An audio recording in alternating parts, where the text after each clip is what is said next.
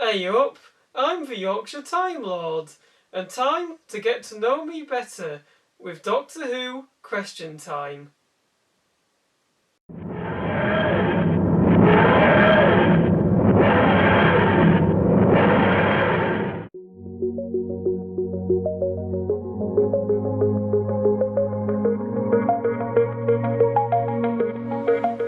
I think all the actors who have played a Doctor have brought something to the role. I mean, you had John Pertwee, who had a very suave and sophisticated take on the parts, like a sort of Doctor Who James Bond. And then you had Matt Smith, who played it a bit like a eccentric old man stuck in a young man's body, which was a really fun take on the part. But my absolute favourite has to be David Tennant.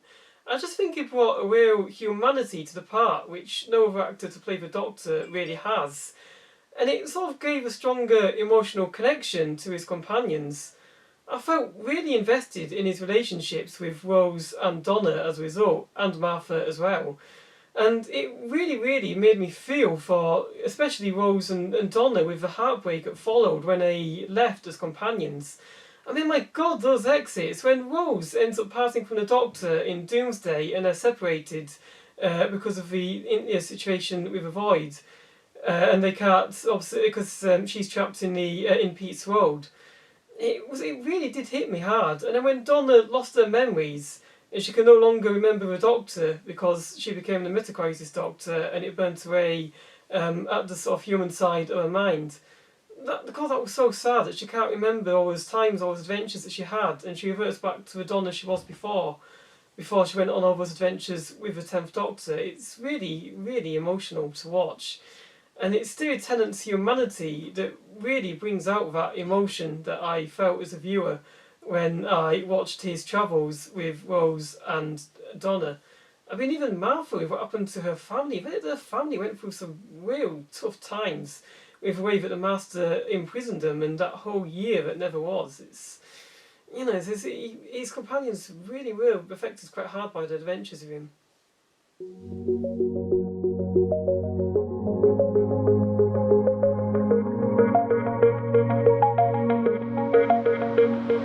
I think all the companions have been great. They all bring something special to the part. I mean, obviously you've got Tegan Javanka and you've got Ace, both of who are returning in the Centenary Special. I think Tegan Javanka, she was a really good companion because she sort of realised how dark the Doctor's adventures could get, and she wasn't afraid to tell the Doctor how she thought. I mean, in her final adventure, she literally tells him that the adventures have stopped being fun, which I think is a really, brilliant, powerful moment and a great bit of acting from Janet Fielding. And with Ace, she was really badass. The way that she, fought the Daleks with a baseball bat, and she had the Nitro 9 as well. She was really cool, and she had this really rebellious vibe to her, which I really liked. But my absolute favourite has to be Jenna Coleman as Clara Oswald. I think she was really good at playing that part. I think Clara, she had this really cool sort of bossy nature to her, and that worked really well with the Doctors she was paired with. Especially Peter Capaldi's Doctor, who he was quite stern, and he was very much a Doctor who liked to do things his way, which contrasted quite nicely with Clara's control freak nature.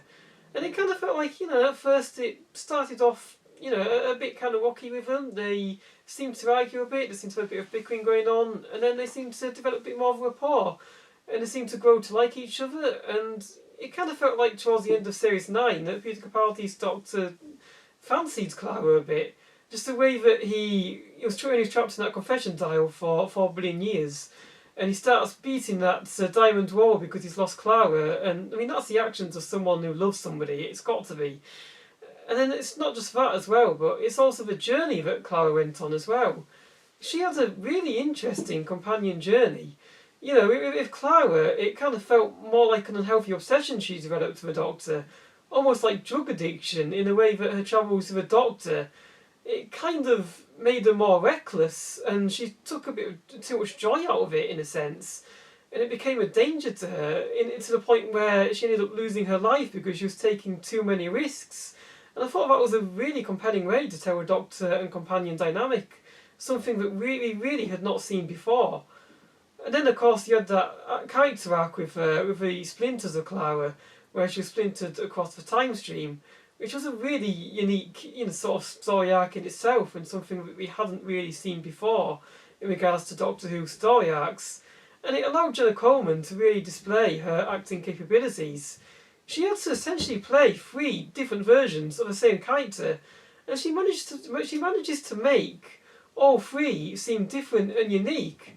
I mean, Oswin Oswald feels completely different to the Victorian Clara. The Victorian Clara being a bit more flirtatious, and the Oswin Oswald Clara being a bit more cheeky, confident, self-assuring, and then she learns she's a Dalek, and it's that heartbreak when she learns she's a Dalek, and she just completely falls apart because everything she knew was essentially a lie. She wasn't human, but she was Dalek, and I mean, it's just amazing how well Jenna Coleman played that and managed to make them feel like 3 very different characters, and yet they're all part of one whole in a sense. But yeah, Clara definitely has to be my favourite companion of them all.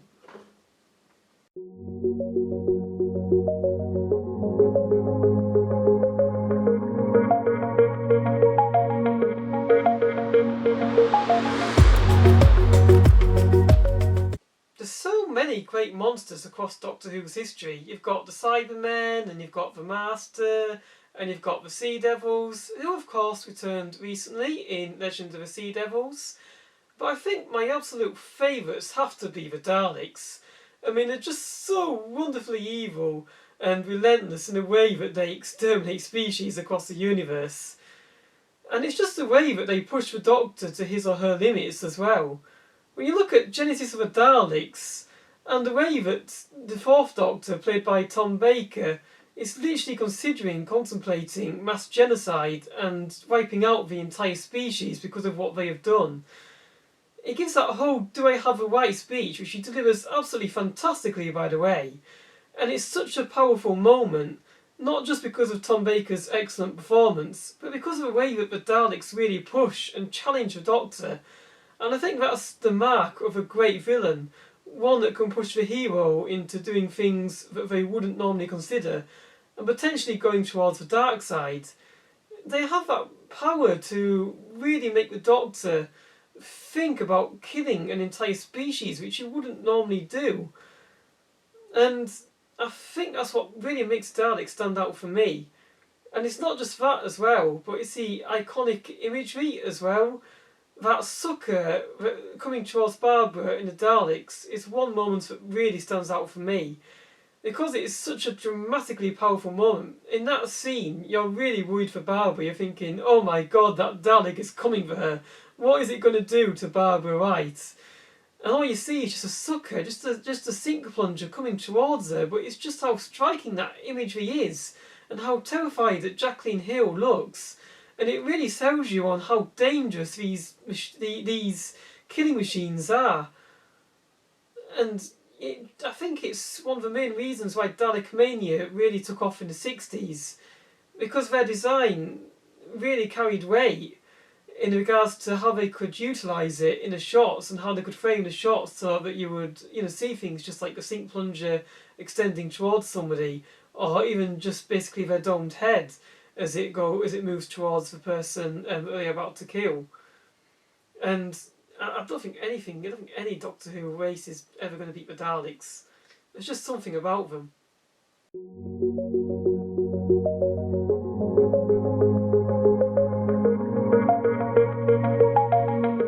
Oh, wow, there's so many great masters.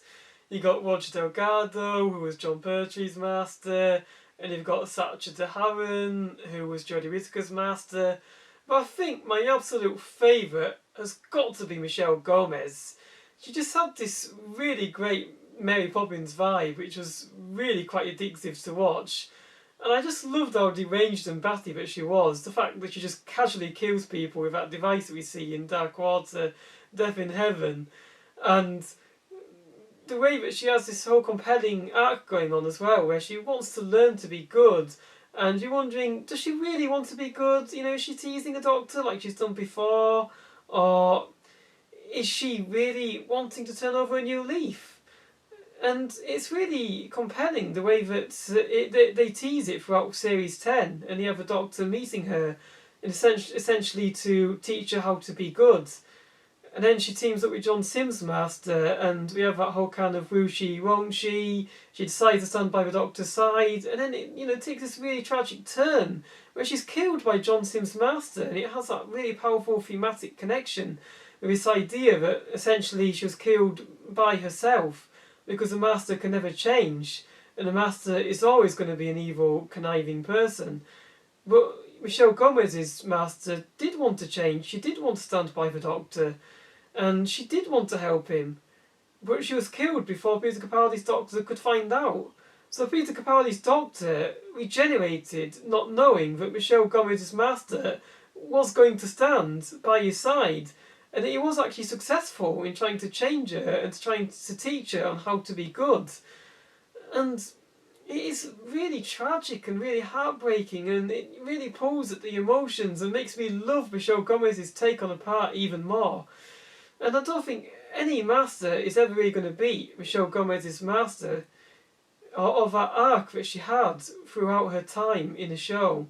And that for me is why she's always going to be the best master, no matter how good Sacha Dhawan and other masters who follow could be, and how good Sacha Dhawan has been as a master.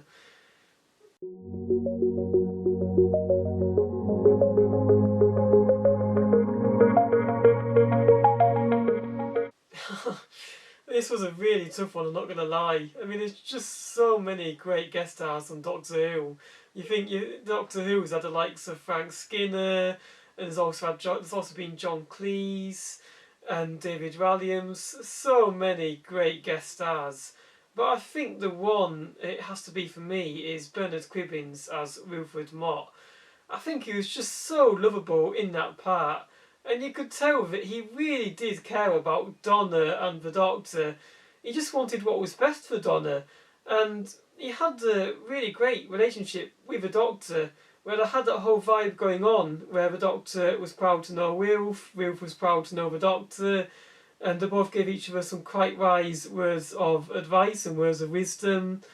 And Wilf had some really funny reactions to Doctor Who lore. When he goes to the TARDIS and he's like, I thought it should be cleaner, that is a pure Wilf reaction. I don't think any other Doctor Who character could give a reaction quite like that to the TARDIS.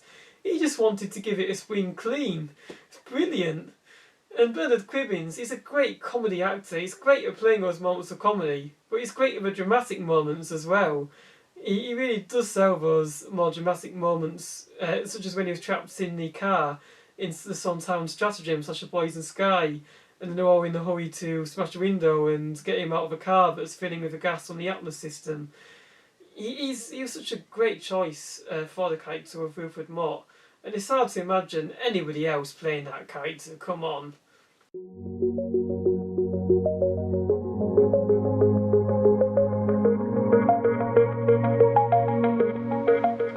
Oh my god, these questions are so hard. How do you choose between the people that you're talking about? But yeah, I think, and you think, there's been quite a few really good writers. I mean, there's obviously also T. Davis, who's returning for Series 14 and a 60th anniversary. And there's also Robert Shearman, Robert Holmes, Douglas Adams. The list could go on forever.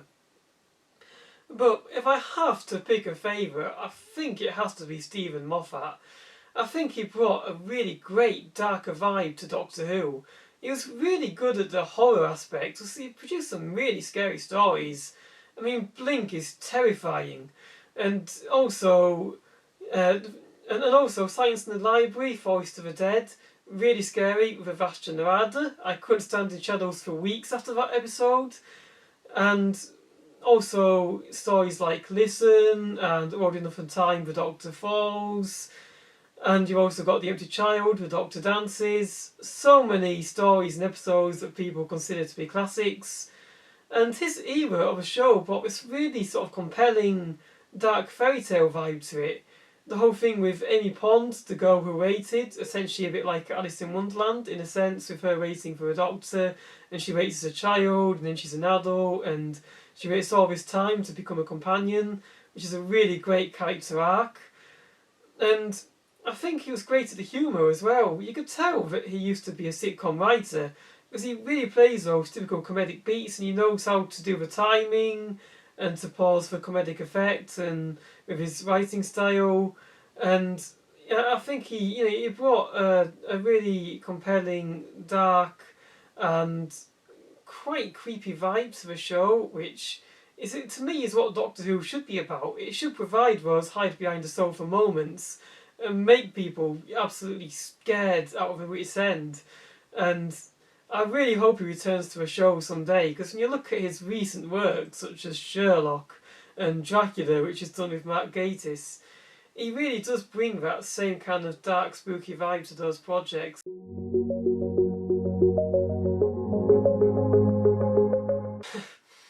Yeah, I mean, there's so many great Doctor Who stories, but I think my absolute favourite has to be The Day the Doctor. It was just so epic in its scope and the way it told the whole story with the Time War, which we had only seen teased before, but we hadn't seen properly explored until now. And that dynamic between David Tennant, Matt Smith and John Hurt, absolutely hilarious between those three.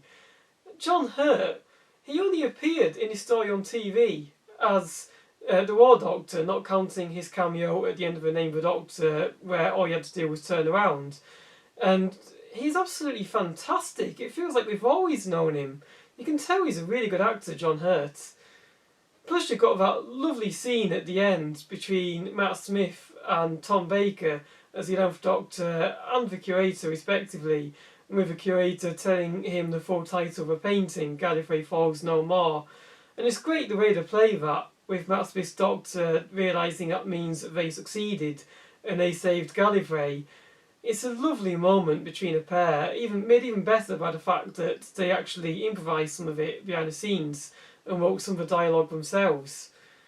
And it makes such great use of 3D as well. I mean, it's amazing use of 3D that puts so many big Hollywood productions to shame. The fact they use the whole 3D aspects with the paintings, the 3D paintings in a story, it really gives the 3D a certain narrative purpose, and it couldn't really be told without the 3D.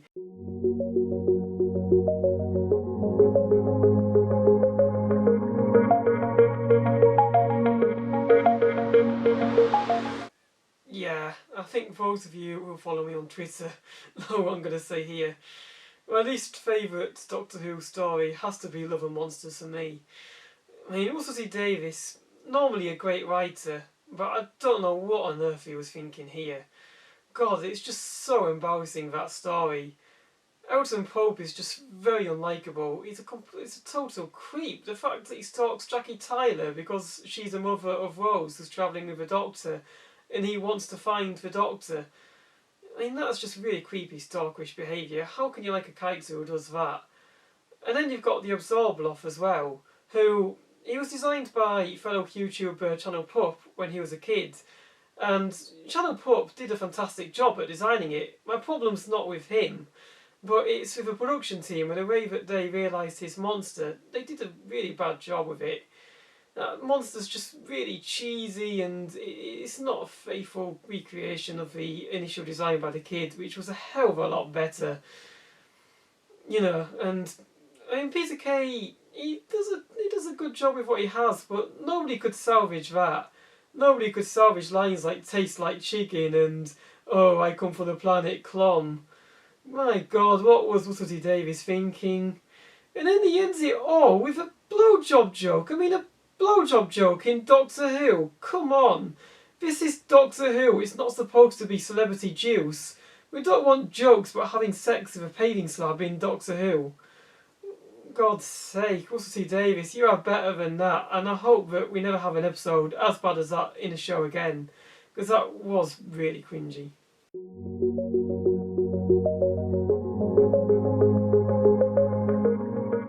Oh my God, this is a hard one. I mean, there's just so many great Doctor Who quotes, such as my mum's favourite, "She cares so I don't have to," and the Genesis of the Dalek speech that I mentioned earlier.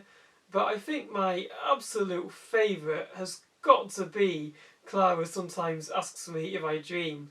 And I'm not going to quote the entire thing because it would take far too long. It's a really long quote that goes on forever. But I think it's just such a beautiful and profound moment from Matt Smith's Doctor, and it really speaks to the character as this aimless wanderer through space and time. And it's this beautiful image it conveys about this notion of home and how home is what defines us, and how the Doctor as a character, despite fleeing from Gallifrey, he or she has always been on this journey to return home. And their home on Gallifrey is essentially what defines them and defines who they are. And it's how they find home in other places as well, such as Earth. And, also Peladon, I guess, in a sense as well. And other places that they've visited across their adventures through space and time.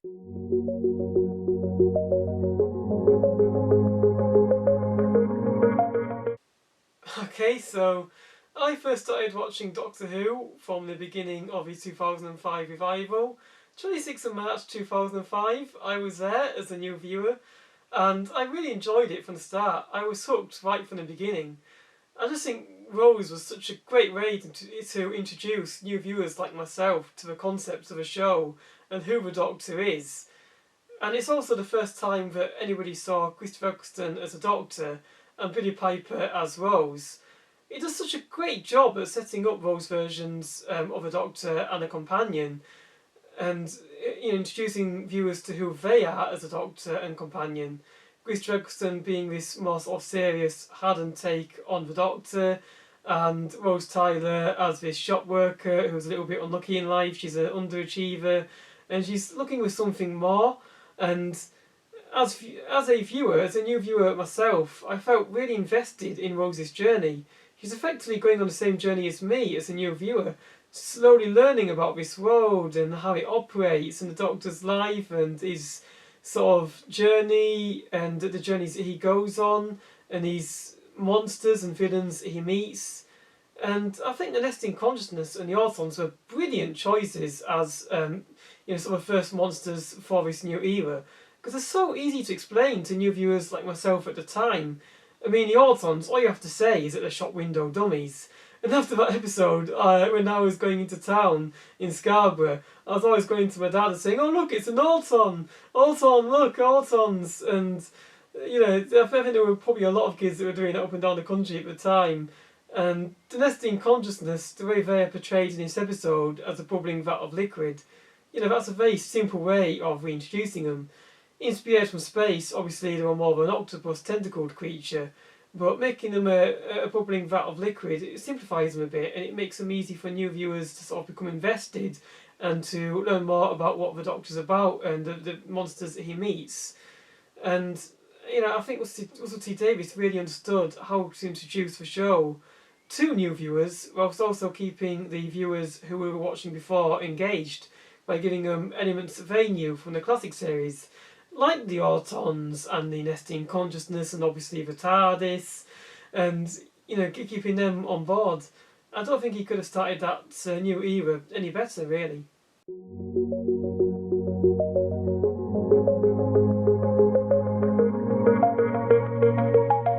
Oh my god, I mean, there's been so many great Doctor Who spin-offs. You had Torchwood, which I loved, and Class, which I think is very underrated.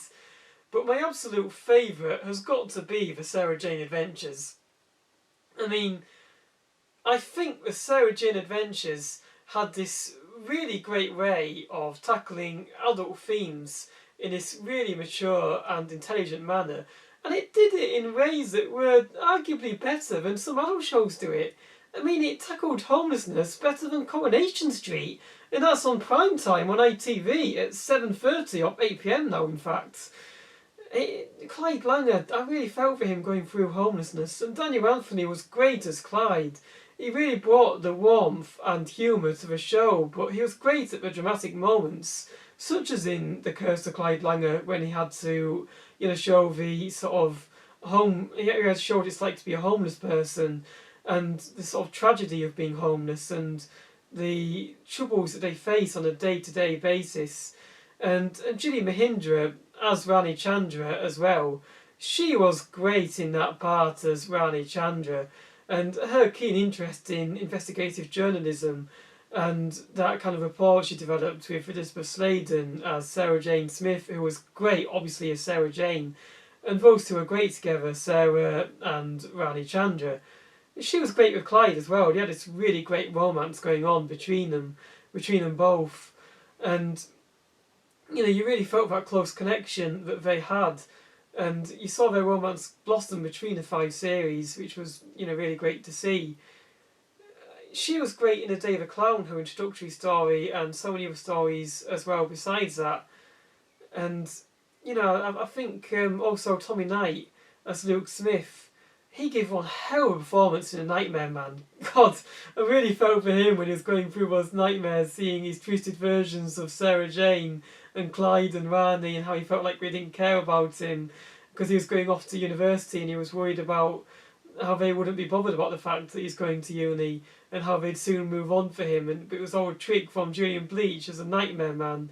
It was great as a Nightmare Man, but he was really great at playing this really intelligent character who didn't really understand sort of human emotions, and Clyde had to teach him human emotions, which was fun.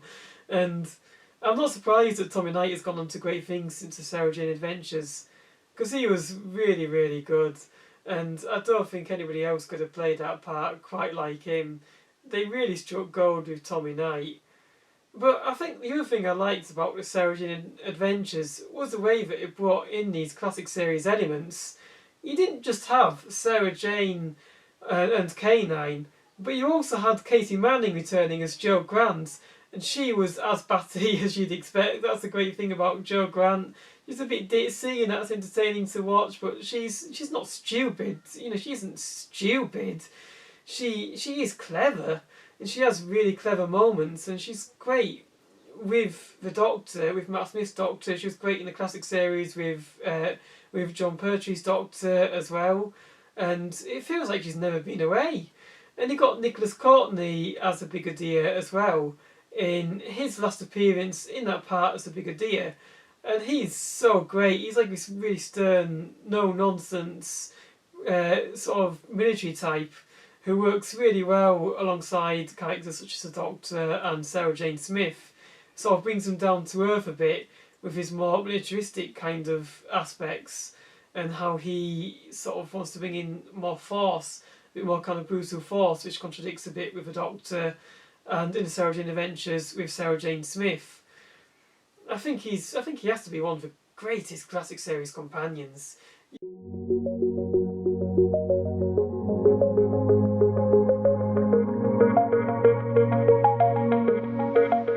Yeah, talking about characters that could return, the character I'd really like to see return would be Susan Foreman. I think she's played very well by Carol Ann Ford in the classic series, and I think she has a lot of potential for a return. It's just the fact that the Doctor said he was going to return for her, and then he or she, as he is at the moment, he's obviously being a woman at the moment, she or he never returned for Susan. They just abandoned Susan, which is a bit callous when you think about it. And I wonder how she feels about that. I'm surprised that she's never returned, because that's a screenwriter's dream to me. There's so much to explore there. And, to look at why, the Doctor never returned for her and how Susan feels about that and what that does to their dynamic. And there's also the whole kind of family relationship between them as well, which has been very rarely explored within the new series. I mean, you had Jenny, the Doctor's daughter, who appeared in The Doctor's Daughter, and could you imagine if Jenny and Susan met? Susan would have a lot of interesting questions for Jenny, with her technically being a biological daughter to the Doctor, but not born in a traditional sense. She was born out of a tissue sample from the Doctor. That could create some fun sort of questions for Susan Foreman, and she would probably pose some really interesting questions for the Doctor there. I'd like to see those two meet and how they would interact with each other, especially as the Doctor's never really mentioned Susan to Jenny. I think Russell T Davies would be wise to bring back Susan in his new era, and I really hope to see it happen. Okay, so that wraps that video. What did you think about my thoughts regarding Doctor Who? Don't forget to let me know in the comment section below, and don't forget to like, comment and subscribe.